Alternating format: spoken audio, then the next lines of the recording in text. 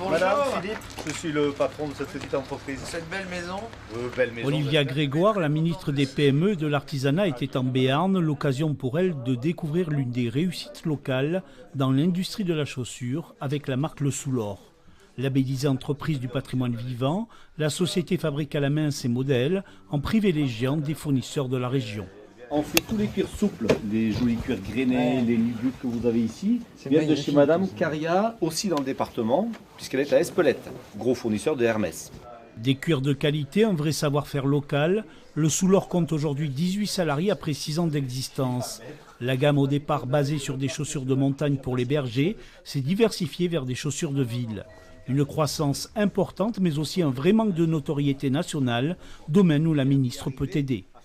On a ce qu'on appelle une team France Export qui permet justement à des maisons comme celle-ci d'être embarquées vers des salons internationaux, vers des exportateurs, vers des clients à l'étranger. Donc je vais les orienter avec le député Mattei vers cette équipe de France Export.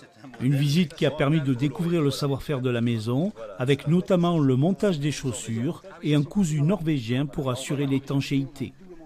Nous, on est des tout petits enfants par rapport aux grands groupes qui font de la chaussure aujourd'hui, de petits artisans.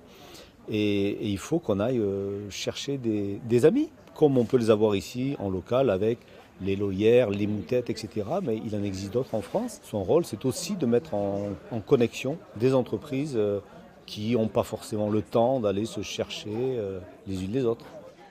En attendant des commandes publiques, le Soulor organisait une braderie, une obligation pour faire rentrer de la trésorerie et pouvoir acheter de nouvelles machines pour continuer à se développer.